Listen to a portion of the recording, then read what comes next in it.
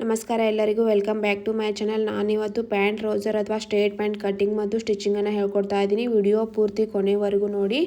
ಈ ಪ್ಯಾಂಟನ್ನು ಕಟ್ಟಿಂಗ್ ಮಾಡಲಿಕ್ಕೆ ನಾನು ಫ್ಯಾಬ್ರಿಕನ್ನು 2 ಮೀಟರ್ ತೊಗೊಂಡಿದ್ದೀನಿ.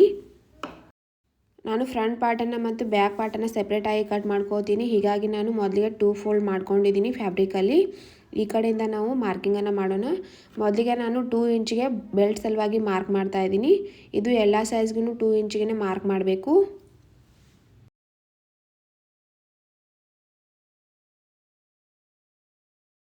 ಈಗ ಮೇಲ್ಗಡೆ 2 ಇಂಚಿಗೆ ಮಾರ್ಕ್ ಮಾಡಿದ್ದೀವಿ. ಆ 2 ಇಂಚನ್ನು ಬಿಟ್ಟು ಪ್ಯಾಂಟ್ ರೆಡಿ ಲೆಂತನ ಮಾರ್ಕ್ ಮಾಡಬೇಕು. ನಾನಿಲ್ಲಿ ಪ್ಯಾಂಟ್ ರೆಡಿ ಲೆಂತನ 37 ಇಂಚಿಗೆ ಮಾರ್ಕ್ ಮಾಡ್ತಾ ಇದ್ದೀನಿ. ಮತ್ತು ಇಲ್ಲಿಂದ 2 ಇಂಚಿಗೆ ನಾನು ಬಾಟಮ್ ಫೋಲ್ಡಿಂಗನ್ನು ಎಕ್ಸ್ಟ್ರಾ ತೊಗೊಂಡಿದ್ದೀನಿ. ಅಂದರೆ ನಾನು 39 ಇಂಚನ್ನು ತೊಗೊಂಡಿದ್ದೀನಿ. ಇಲ್ಲಿ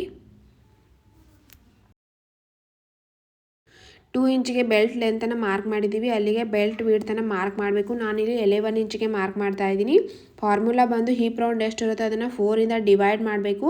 ಬಂದಂಥ ಅಂಕೆಯಲ್ಲಿ 2 ಇಂಚ್ ಲೂಸ್ನಿಂಗನ್ನು ಆ್ಯಡ್ ಮಾಡಿ ಇಲ್ಲಿ ಮಾರ್ಕ್ ಮಾಡಬೇಕು. ನಾನಿಲ್ಲಿ 11 ಇಂಚಿಗೆ ಮಾರ್ಕ್ ಮಾಡಿದ್ದೀನಿ. ಮತ್ತು ಇದೇ ಪಾಯಿಂಟಿಂದ ಕ್ರಾಚ್ ಲೆಂತನ್ನು ಮಾರ್ಕ್ ಮಾಡಬೇಕು. ಕ್ರಾಚ್ ಲೆಂತ್ ನಾನು 13 ಇಂಚಿಗೆ ಮಾರ್ಕ್ ಮಾಡ್ತಾ ಇದ್ದೀನಿ. ಫಾರ್ಮುಲಾ ಬಂದು ಹೀಪ್ ರೌಂಡ್ ಎಷ್ಟಿರುತ್ತೋ ಅದನ್ನು 4ಇಂದ ಡಿವೈಡ್ ಮಾಡಿ ಬಂದಂಥ ಅಂಕೆಯಲ್ಲಿ 3 ಅಥವಾ 4 ಇಂಚ್ ಲೂಸ್ನಿಂಗನ್ನು ಆ್ಯಡ್ ಮಾಡಿ ಇಲ್ಲಿ ಮಾರ್ಕ್ ಮಾಡಬೇಕು. ಈಗ ಇಲ್ಲಿ ನಾನು ಕ್ರಾಚ್ ವಿಡ್ತನ್ನು 2 ಇಂಚಿಗೆ ಮಾರ್ಕ್ ಮಾಡ್ತಾ ಇದ್ದೀನಿ. ಮತ್ತು ಕ್ರಾಚ್ ಶೇಪನ್ನು ಹಾಕೋತಾ ಇದ್ದೀನಿ. ಈಗ ಇಲ್ಲಿಂದ ಇಲ್ಲಿಗೆ ಎಷ್ಟು ಅಳತೆ ಇದೆ ಅದೇ ಅಳತೆನ ನೋಡಿಕೊಂಡು 13 ಇಂಚ್ ಬರ್ತಾ ಇದೆ. ಅದೇ 13 ಇಂಚನ್ನ ಇಲ್ಲಿಯೂ ಕೂಡ ನಾವು ಮಾರ್ಕ್ ಮಾಡಬೇಕು. ಮತ್ತು ಇಲ್ಲಿಂದ ಅಳತೆ ನೋಡ್ಕೋಬೇಕು. ಪಟ್ಟಿನ ಈ ರೀತಿಯಾಗಿ ಇಟ್ಕೊಂಡು ಫೋಲ್ಡ್ ಮಾಡಿಕೊಂಡ್ರೆ ಸೆಂಟರ್ ಪಾಯಿಂಟ್ ಬರುತ್ತೆ. ಸೆಂಟರ್ ಪಾಯಿಂಟಿಗೆ ಮಾರ್ಕ್ ಮಾಡ್ಕೋಬೇಕು. ಇಲ್ಲಿಂದ ಇಲ್ಲಿಗೆ ಅಳತೆನ ನೋಡ್ಕೋಬೇಕು. ನನಗಿಲ್ಲಿ 6.5 ಇಂಚ್ ಬರ್ತಾ ಇದೆ. 6.5 ಇಂಚ್ ಬರ್ತಾ ಇದೆ. ಇದೇ 6.5 ಇಂಚನ್ನ ಇಲ್ಲಿ ಮಾರ್ಕ್ ಮಾಡಬೇಕು. ಬಾಟಮ್ ರೌಂಡಿಂಗನ್ನು ನಾನು 6.5 ಇಂಚ್ ತೊಗೋತಾ ಇದ್ದೀನಿ. 6.5 ಇಂಚನ್ನ ಹಾಫ್ ಮಾಡಿದಾಗ ಅಂದರೆ ಅರ್ಧ ಮಾಡಿದಾಗ 3.25 ಇಂಚ್ ಒಂದು ಸೈಡ್ಗೆ ಮತ್ತು 3.25 ಇಂಚ್ ಒಂದು ಸೈಡ್ಗೆ ಬರುತ್ತೆ. ಹೀಗಾಗಿ ನಾನು ಒಂದು ಸೈಡ್ಗೆ 3.25 ಇಂಚಿಗೆ ಮಾರ್ಕ್ ಮಾಡಿದ್ದೀನಿ ಮತ್ತು ಇನ್ನೊಂದು ಸೈಡ್ಗೆ 3.25 ಇಂಚಿಗೆ ಮಾರ್ಕ್ ಮಾಡಿದ್ದೀನಿ. ಸೆಂಟರಲ್ಲಿ ಇದು 6.5 ಇಂಚ್ ಬತ್ತು. ಈಗ ಈ ಪಾಯಿಂಟನ್ನು ಈ ಪಾಯಿಂಟಿಗೆ ಕೂಡಿಸ್ಕೋಬೇಕು. ಈ ರೀತಿಯಾಗಿ ಪಟ್ಟಿನ ಇಟ್ಕೊಂಡು ಈಗ ಈ ಪಾಯಿಂಟಿಂದ ಈ ಪಾಯಿಂಟಿಗೆ ಪಟ್ಟಿನ ಇಟ್ಕೊಂಡು ಪ್ಯಾಂಟ್ ಶೇಪನ್ನು ಹಾಕೋಬೇಕು. ನಿಮ್ಮ ಹತ್ರ ಈ ರೀತಿಯಾಗಿ ಪಟ್ಟಿ ಇಲ್ಲ ಅಂದ್ರೂ ಕೂಡ ಫ್ರೀ ಹ್ಯಾಂಡ್ದಿಂದ ಶೇಪನ್ನು ಹಾಕೋಬೋದು. ಈಗ ಯಾವ ರೀತಿಯಾಗಿ ಮಾರ್ಕಿಂಗ್ ಮಾಡಿದ್ದೀವಿ ಅದೇ ಮಾರ್ಕಿಂಗ್ ಮೇಲೆ ಕಟ್ಟಿಂಗ್ ಮಾಡ್ಕೋಬೇಕು.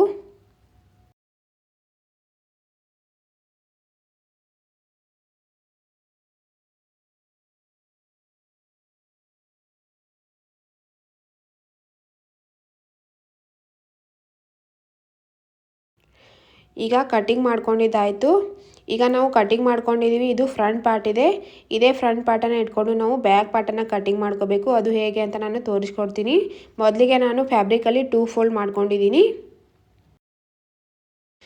ಈಗ 2 ಫೋಲ್ಡ್ ಮಾಡ್ಕೊಂಡಿದ್ದೀವಿ. ಈ ಫ್ಯಾಬ್ರಿಕ್ ಮೇಲೆ ನಾವು ಫ್ರಂಟ್ ಪಾರ್ಟನ್ನು ಕಟ್ಟಿಂಗ್ ಮಾಡ್ಕೊಂಡಿದ್ದೀವಿ. ಆ ಫ್ಯಾಬ್ರಿಕನ್ನು ಈ ರೀತಿಯಾಗಿ ನೀಟಾಗಿ ಇಟ್ಕೋಬೇಕು. ಈಗ ನೋಡಿ, ಈ ಸೈಡ್ಗೆ ನಾವು ಚೇಂಜಸನ್ನು ಮಾಡಬೇಕಾಗುತ್ತೆ. ಈ ಸೈಡ್ಗೆ ನಾವು ಏನೂ ಚೇಂಜಸನ್ನು ಮಾಡೋ ಹಾಗಿಲ್ಲ. ಇದು ಯಾವ ರೀತಿಯಾಗಿದೆ ಅದೇ ರೀತಿ ನಾವು ಮಾರ್ಕಿಂಗನ್ನು ಮಾಡ್ಕೋಬೇಕು ಬ್ಯಾಕ್ ಪಾರ್ಟಿಗೂ ಕೂಡ. ಇಲ್ಲಿ ಕ್ರಾಸ್ ಸೈಡ್ ಕಡೆ ನಾನು 2 ಇಂಚಿಗೆ ಎಕ್ಸ್ಟ್ರಾನ ತೊಗೋಬೇಕಾಗುತ್ತೆ. ಮೊದಲೇ ಈ ಸೈಡ್ಗೆ ಮಾರ್ಕಿಂಗನ್ನು ಮಾಡ್ಕೊಳ್ಳೋಣ. ಇಲ್ಲಿ ಕ್ರಾಚ್ ಲೆಂತ್ ಕಡೆ ನಾನು ಕ್ರಾಚ್ ವಿಡ್ತನ್ನು 2 ಇಂಚ್ ಎಕ್ಸ್ಟ್ರಾಗೆ ಮಾರ್ಕ್ ಮಾಡ್ತಾ ಇದ್ದೀನಿ. ಮತ್ತು ಇಲ್ಲಿಂದ ಸ್ಟ್ರೇಟಾಗಿ ಲೈನನ್ನು ಎಳ್ಕೊಂಡು ಕ್ರಾಚ್ ಶೇಪನ್ನು ಹಾಕೋತೀನಿ.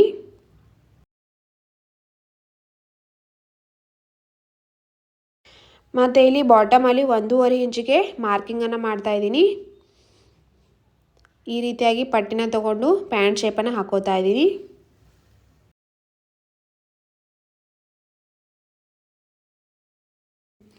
ಈಗ ಬ್ಯಾಕ್ ಪಾರ್ಟಿಗೆ ಯಾವ ರೀತಿಯಾಗಿ ಮಾರ್ಕಿಂಗ್ ಮಾಡಿದ್ದೀವಿ ಅದೇ ಮಾರ್ಕಿಂಗ್ ಮೇಲೆ ನೀಟಾಗಿ ಕಟ್ಟಿಂಗನ್ನು ಕೂಡ ಮಾಡ್ಕೋಬೇಕು.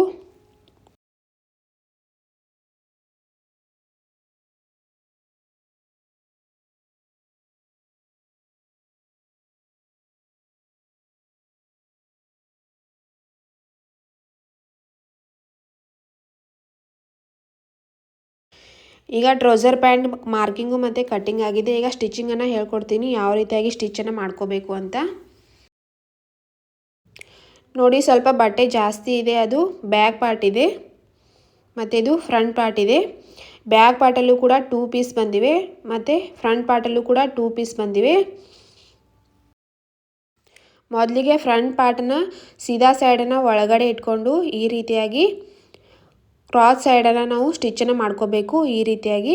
ಅದೇ ರೀತಿ ಬ್ಯಾಕ್ ಪಾರ್ಟ್ಗೂ ಕೂಡ ಸೀದಾ ಸೈಡನ್ನು ಒಳಗಡೆ ಮಾಡಿಕೊಂಡು ಕ್ರಾಸ್ ಸೈಡನ್ನು ಸ್ಟಿಚ್ ಮಾಡ್ಕೋಬೇಕು. ನೋಡಿ ಇಲ್ಲಿ ನಾನು 2 ಕ್ರಾಸ್ ಸೈಡನ್ನು ಸ್ಟಿಚ್ಚನ್ನು ಮಾಡ್ಕೊಂಡಿದ್ದೀನಿ. ಈಗ ಬ್ಯಾಕ್ ಪಾರ್ಟನ್ನು ಓಪನ್ ಮಾಡಿಕೊಂಡು ಇದ್ರ ಮೇಲೆ ಫ್ರಂಟ್ ಪಾರ್ಟನ್ನು ಉಲ್ಟಾ ಇಟ್ಕೋಬೇಕು ಈ ರೀತಿಯಾಗಿ.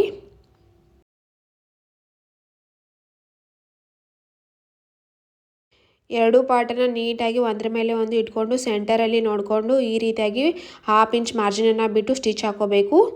ನೋಡಿ ಇಲ್ಲಿ ನಾನು ಸ್ಟಿಚ್ಚನ್ನು ಹಾಕ್ಕೊಂಡಿದ್ದೀನಿ. ಈಗ ಸೈಡಿಗೂ ಕೂಡ ನಾವು ಸ್ಟಿಚ್ಚನ್ನು ಹಾಕ್ಕೋಬೇಕಾಗುತ್ತೆ. ನೋಡಿ ಫ್ರಂಟ್ ಪಾರ್ಟು ಸ್ವಲ್ಪ ಕಡಿಮೆ ಇದೆ, ಬ್ಯಾಕ್ ಪಾರ್ಟು ಸ್ವಲ್ಪ ಹೆಚ್ಚಿದೆ, ಹೀಗಾಗಿ ಏನೂ ಪ್ರಾಬ್ಲಮ್ ಇಲ್ಲ. ಒಂದು ಸ್ವಲ್ಪ ಚೇಂಜಸನ್ನು ಮಾಡಿಕೊಂಡು ಈ ರೀತಿಯಾಗಿ ನಾವು ಸ್ಟಿಚ್ಚನ್ನು ಹಾಕ್ಕೋಬೇಕು. ಅದೇ ರೀತಿ ಈ ಸೈಡ್ಗೂ ಕೂಡ ನಾವು ಈ ರೀತಿಯಾಗಿ ಅಡ್ಜಸ್ಟ್ ಮಾಡಿಕೊಂಡು ನಾವು ಸ್ಟಿಚ್ಚನ್ನು ಹಾಕ್ಕೋಬೇಕು. ಈಗ ನಾನು ಪ್ಯಾಂಟ್ ಸೈಡಿಗೂ ಕೂಡ ಸ್ಟಿಚ್ ಹಾಕ್ಕೊಂಡಿದ್ದೀನಿ. ಈಗ ಬಾಟಮನ್ನು ರೆಡಿ ಮಾಡ್ಕೊಳ್ಳೋಣ. ಪ್ಯಾಂಟ್ ರೆಡಿ ಇಲ್ಲ ಅಂತೇಳಿ ನಾವು 2 ಇಂಚನ್ನು ಎಕ್ಸ್ಟ್ರಾ ತೊಗೊಂಡಿದ್ದೀವಿ, ಯಾಕಂದರೆ ಬಾಟಮ್ ಫೋಲ್ಡಿಂಗ್ ಸಲುವಾಗಿ. ಅದೇ 2 ಇಂಚನ್ನು ನಾವಿಲ್ಲಿ ಮೊದಲಿಗೆ 1 ಇಂಚಿಗೆ ಫೋಲ್ಡ್ ಮಾಡಿ ಮತ್ತೆ 1 ಇಂಚಿಗೆ ಈ ರೀತಿಯಾಗಿ ಫೋಲ್ಡ್ ಮಾಡ್ಕೋಬೇಕು ಪೂರ್ತಿ ರೌಂಡಲ್ಲಿ. ಮತ್ತು ಪೂರ್ತಿ ರೌಂಡಲ್ಲಿ ಸ್ಟಿಚ್ ಹಾಕೋಬೇಕು. ಇದೇ ರೀತಿ ಈ ಬಾಟಮ್ನು ಕೂಡ ಮೊದಲಿಗೆ 1 ಇಂಚಿಗೆ ಫೋಲ್ಡ್ ಮಾಡಿ ಮತ್ತೆ 1 ಇಂಚಿಗೆ ಫೋಲ್ಡ್ ಮಾಡಿ ಪೂರ್ತಿ ರೌಂಡಲ್ಲಿ ಸ್ಟಿಚ್ಚನ್ನು ಹಾಕ್ಕೋಬೇಕು.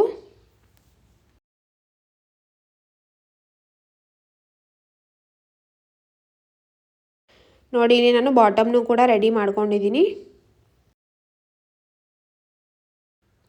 ಈಗ ಬೆಲ್ಟನ್ನು ರೆಡಿ ಮಾಡ್ಕೊಳ್ಳೋಣ. ಬೆಲ್ಟ್ ಸಲುವಾಗಿನೂ ಕೂಡ ನಾವು 2 ಇಂಚ್ ಎಕ್ಸ್ಟ್ರಾನ ಮಾರ್ಕಿಂಗ್ ಮಾಡಿದ್ದೀವಿ. ಅದೇ 2 ಇಂಚನ್ನು ಮೊದಲಿಗೆ 1/2 ಇಂಚಿಗೆ ಫೋಲ್ಡ್ ಮಾಡಿ ಆಮೇಲೆ 1.5 ಇಂಚಿಗೆ ಈ ರೀತಿಯಾಗಿ ಫೋಲ್ಡ್ ಮಾಡ್ಕೋಬೇಕು ಪೂರ್ತಿ ರೌಂಡಲ್ಲಿ.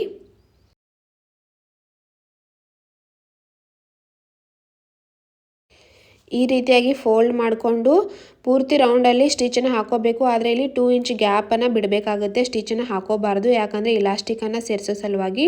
ನಾನಿಲ್ಲಿ ಸ್ಟಿಚ್ಚನ್ನು ಹಾಕ್ಕೊಂಡಿದ್ದೀನಿ, ಇಲ್ಲಿ ಗ್ಯಾಪನ್ನು ಬಿಟ್ಟಿದ್ದೀನಿ. ನೋಡಿ ನಾನಿಲ್ಲಿ ಇಲಾಸ್ಟಿಕ್ ವಿಡ್ತನ್ನು 27 ಇಂಚ್ ತೊಗೊಂಡಿದ್ದೀನಿ. ಫಾರ್ಮುಲಾ ಬಂದು ನಿಮ್ಮ ವೆಸ್ಟ್ ರೌಂಡ್ ಎಷ್ಟು ಇರುತ್ತೋ ಅದರಲ್ಲಿ 2 to 3 ಇಂಚ್ ಮೈನಸ್ ಮಾಡಿ ತೊಗೋಬೇಕು.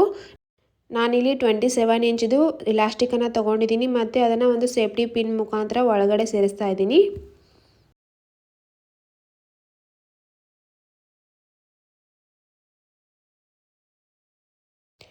ಈ ರೀತಿಯಾಗಿ ಒಂದು ಸೈಡಿಂದ ಒಳಗಡೆ ಸೇರಿಸಿ ಇನ್ನೊಂದು ಸೈಡಿಂದ ಹೊರಗಡೆ ತೆಗಿಬೇಕು ಇಲಾಸ್ಟಿಕನ್ನು. ಈಗ ಸೇಫ್ಟಿ ಪಿನ್ನನ್ನು ರಿಮೂವ್ ಮಾಡಿ ನಾನಿಲ್ಲಿ ಒಂದ್ರ ಮೇಲೆ ಒಂದನ್ನು ಈ ರೀತಿಯಾಗಿ ಇಲಾಸ್ಟಿಕನ್ನು ಇಟ್ಟು ಓವರ್ಲ್ಯಾಪ್ ಮಾಡಿಕೊಂಡು ಸ್ಟಿಚ್ಚನ್ನು ಹಾಕ್ಕೊಂಡಿದ್ದೀನಿ. ಮತ್ತು ಇದನ್ನು ಇಲಾಸ್ಟಿಕನ್ನು ಒಳಗಡೆ ಸೇರಿಸಿ ಇಲ್ಲಿ ಗ್ಯಾಪನ್ನು ಬಿಟ್ಟಿದ್ದೀವಿ, ಆ ಗ್ಯಾಪನ್ನು ಕೂಡ ನಾವು ಸ್ಟಿಚ್ಚನ್ನು ಹಾಕ್ಕೋಬೇಕಾಗುತ್ತೆ. ನೋಡಿ